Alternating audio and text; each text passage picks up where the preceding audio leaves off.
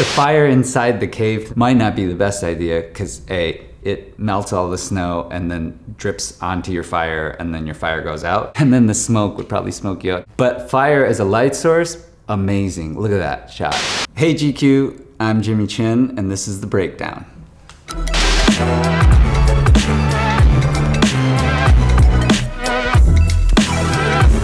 127 hours.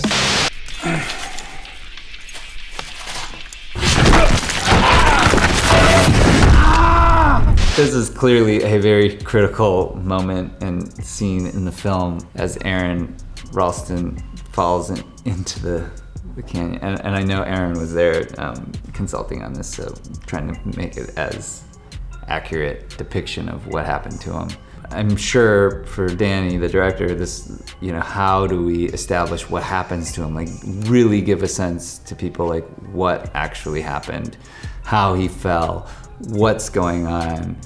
The pacing of the scene's really cool. There's this like principal action where he takes the fall. They show his, a cutaway of this totally different, item, his headphones like falling slow motion onto the ground. And then you really get a view of, without having to describe it, what happens.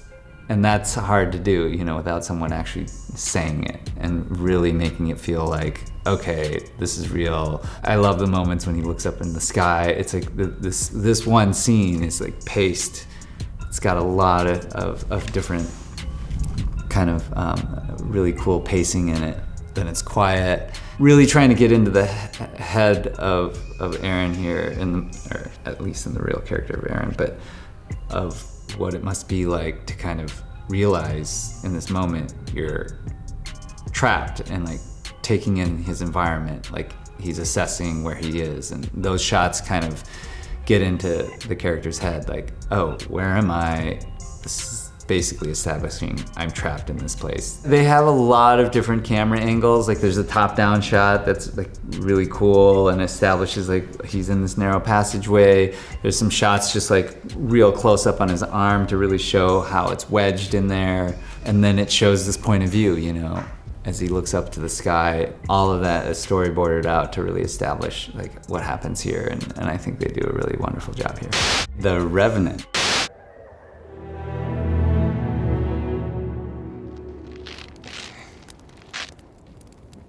The fire inside the cave might not be the best idea because A, it melts all the snow and then drips onto your fire and then your fire goes out. And then the smoke would probably smoke you out. But fire as a light source, amazing. Look at that shot. I'm not sure if they had any other light sources in this shot of the cave, but it draws the eye to this little cave. It gives you a real sense of the setting and the scale of the place and the landscape, and clearly shows he's just trying to survive the night.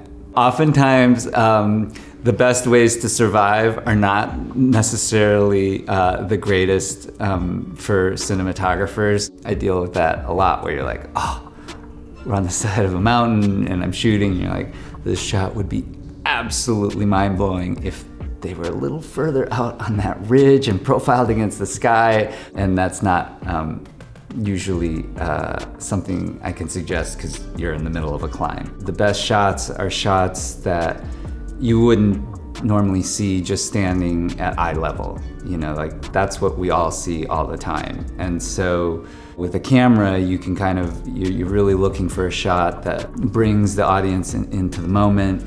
And if you want to get creative, it's like moving the camera somewhere other than like the normal eye level. Like you're trying to find shots that are low, that give a different perspective than you normally see. I'm kind of a believer in creating shots that don't necessarily draw attention to a shot. You really want to have the shot be in service of the story and the moment and the film.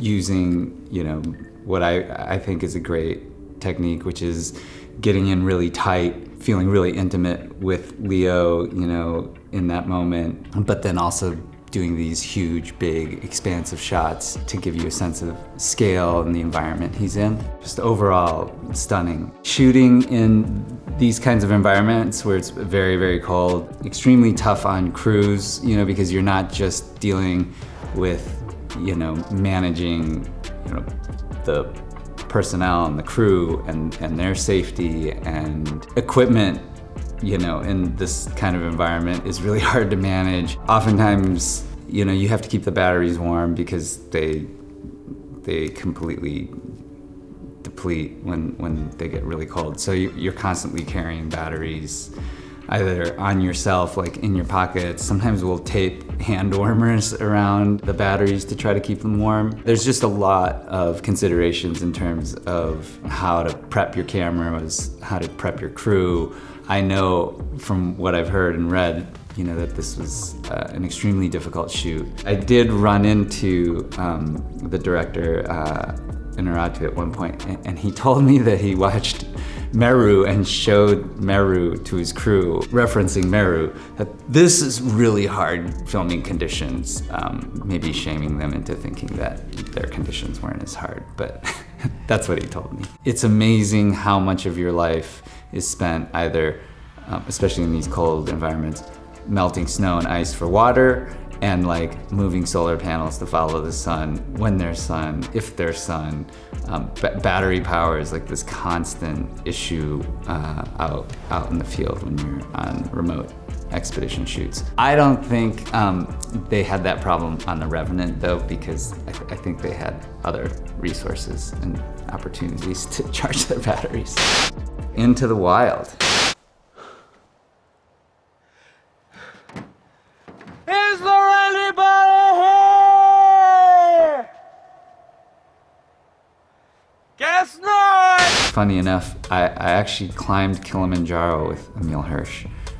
Spent a few weeks with him.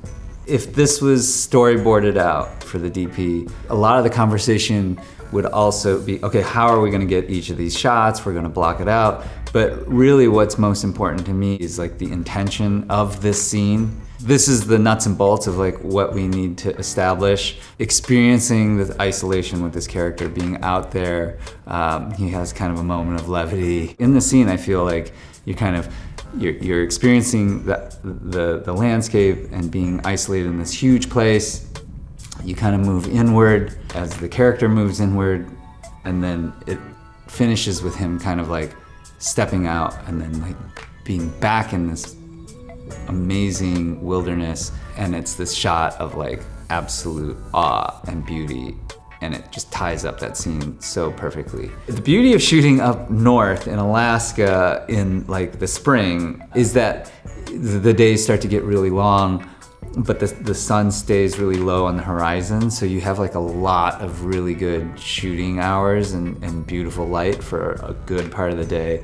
You know, the worst light and the most challenging light to shoot in is, especially when you're just using natural light, is when the sun's straight above you and it's just like, you know, everybody's eyes are black because the contrast of, it's just bad light. You never really want to shoot in that. But when you're shooting outdoors, in these kind of environments, you're often relegated to what's available, and the best light during the days are in the morning and in the evening. This is really beautiful, kind of saturated, probably sunset or maybe sunrise shots. You know, it looks like there's a little cloud cover, but enough for light to get through, so everything's kind of painted with this like really saturated colors. That's kind of the light that you know, always aim for or dream of. On expedition shoots, you don't have the luxury of like getting things set up and facing the right way for the best light, and you kind of have to make do with what you have. When we were shooting with Alex on Free Solo, let's say for instance, he couldn't climb El Cap in the light because it'd be a lot less friction. You're hot. It was always challenging because he would be climbing in this really shady wall, and then the ground below would be like really bright, hot light. And so every time you were framing a shot, you're trying to like deal with this huge range of dynamic range of light, you know, blasted out, blown out, midday light on this like really bright ground below, and then this really dark, shady wall. That's always kind of a challenge. Indiana Jones and The Last Crusade.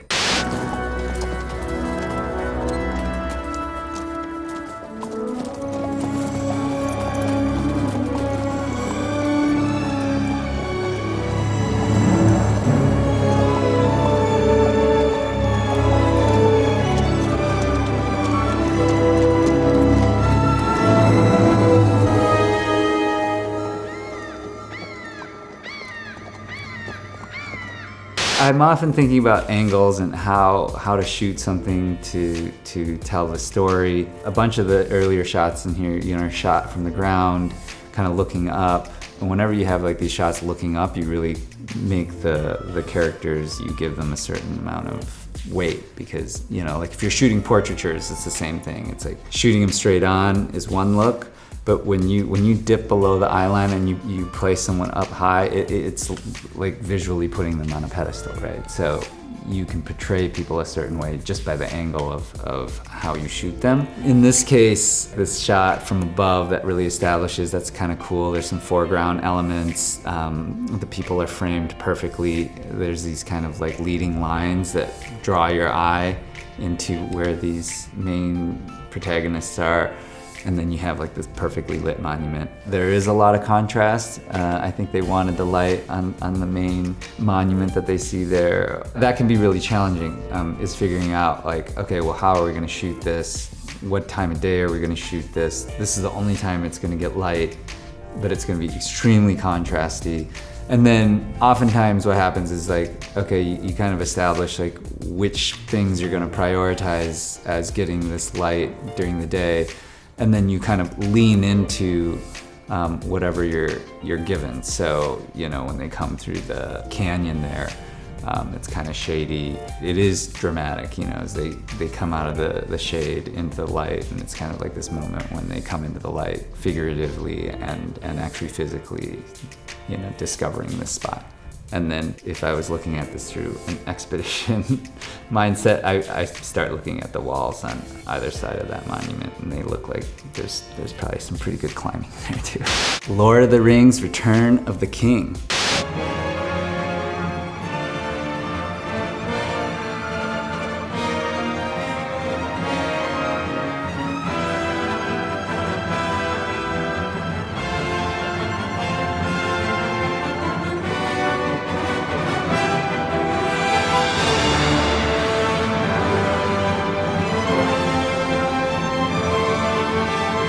When you're in a helicopter shooting a shot like this, it's not just the camera person, especially one with this big of a move. The aerial DP is making calls on the radio with the pilot as well, and they're probably sitting together, or at least DP sitting in the back seat of the helicopter, being like, okay, crab left, crab left, crab left, and it just means that the helicopter's kind of crabbing, like rotating around this thing, and it's trying to keep one level. So, these kind of shots, the heli pilots have to be as good as the DP in a way, and usually they're a team, so they work together a lot. I'm sure Peter Jackson had resources to have like a very, very good aerial DP and a very, very good heli pilot. So very cool shot, just kind of wrapping around, and then they kind of pull back. That's probably the hardest shot in there. Shooting in the mountains in particular is very difficult for aerials because the mountains just topographically are obviously like very mountainous. So that means that there's a lot of air moving, especially in the evening and in the mornings when there's like a differential between the air temperatures. So that means there's uplifts or downdrafts. Those happen to be the best times to shoot in the mountains for light. There could be a ton of turbulence. I mean, these gyro-stabilized cameras are amazing. They have like 16 gyros in it, so even when the helicopter is kind of bouncing around. But if you're trying to do a really steady move in the mountains and you're like moving over a ridge that then has like huge updraft, like It's complicated. There's a lot of things that you have to think about when you're filming aerials in the mountains, and it's dangerous. And you need really high-powered helicopters, probably like a B3, which just means like a type of helicopter that's got a lot of power, because the air is thinner at altitude, and there's a lot less lift for the helicopters. Sometimes when we fly aerial shots in the mountains, we really trim down the crew, strip down the helicopter, make sure most of the weight is just for the DP, that pilot, maybe the aerial director, and then the big gyro stabilized system, camera system. Prepping for something like this, it'll probably start on a storyboard, and then the DP and the director and then the heli pilot are all probably sitting down with the AD and everybody else, but principally talking about like what are they trying to achieve in this shot, then how are they going to achieve the shot. And oftentimes, you know, when we have something like that's this complicated, we'll focus on like, okay, this is what we want to achieve, this is how we're going to do it. We're going to do a safety shot, which is like kind of our most kind of conservative way to shoot this shot. And until you get that kind of safety shot in the can, you're not trying like all kinds of other stuff. But if you feel really good about you know, I think we have that shot, and then you've got a little bit more budget or time in the moment, because, you know, if it's like an insane sunset, or like in this case, like crazy cloud scenario, which might or might not be CG. Once you've got your safety shot and you feel like you've nailed that, then you can move on to like trying a few other shots that you might have in mind, or the DP really wanted but didn't want to risk, you know, blowing the shot. Point Break.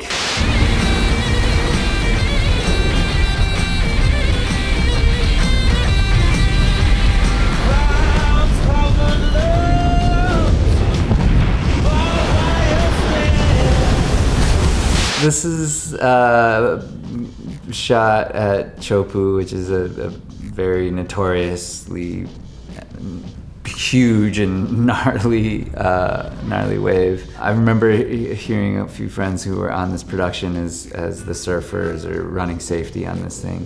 When Point Break was being made, a lot of people, I guess in my sphere, worked on it. This is big, you know, kind of action adventure sports movie. So a lot of people in the industry got the call in to come shoot on this project. They brought in kind of the best of the best who shoot each of these individual sports, which is definitely a smart idea, because A, this is what they shoot. They know the angles, they know all the different ways it's been shot, what are options and what are not options, because sometimes a director might come in and be like, so I want this shot.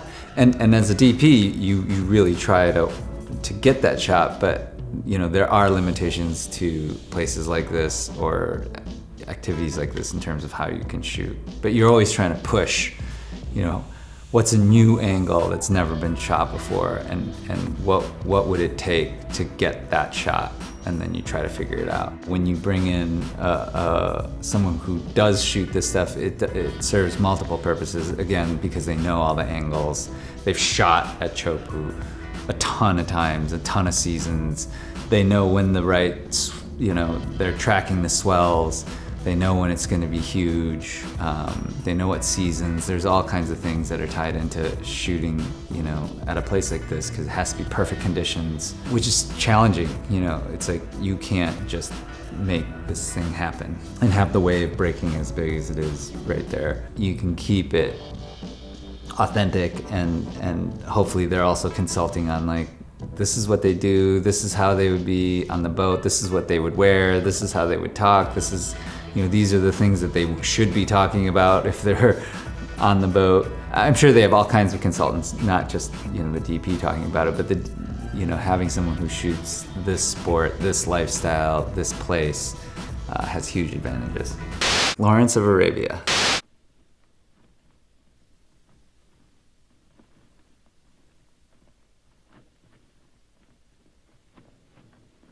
But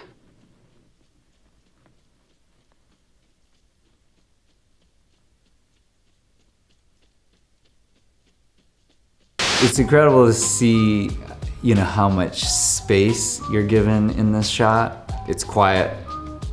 there's only a few words spoken, but you know, there's so much tension that happens just in the way that they shoot it. There's all this suspense in what this figure is and who that figure is coming through the mirage there. It's interesting because like in the Sahara and in desert landscapes like this, the landscape is really uniform. This happens up in the in like huge snowy places like and plateaus on like in Tibet as well. Everything is so uniform in color.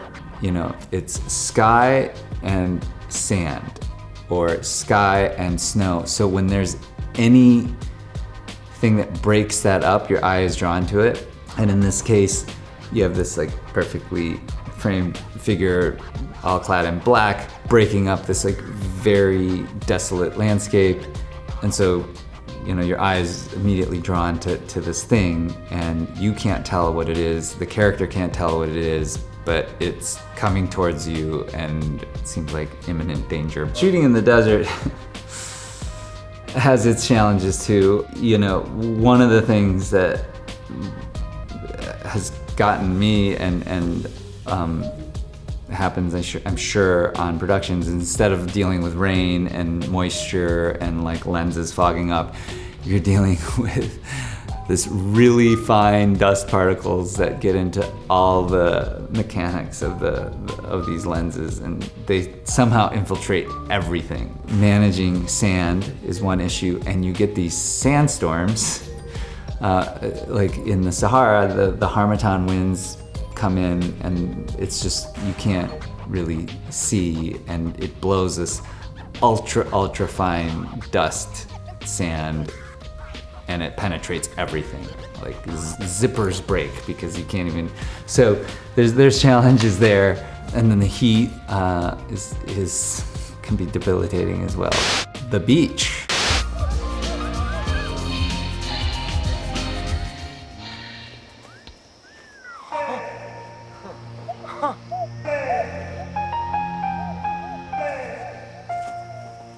In general, we're small crews and pretty low profile when we're, especially in like remote locations when we're shooting. Bigger commercial shoots or shoots where you have like 50 to 100, or, you know, you do have to think about, you know, how you're going to impact an area, particularly if it's in the wilderness. So, you know, I think there's just like basic principles of like leave no trace. I'm sure that now there's a lot of restrictions and guidelines about coming into a place like this, but when you're shooting in countries where there's fewer regulations, you kind of have to take it upon yourself to kind of, you know, mitigate your impact and kind of carry that ethos of leave no trace and making sure that, you know, you're leaving an area the same or better than you found it. Thanks so much for watching these clips with me. Hopefully you learned something, and until next time.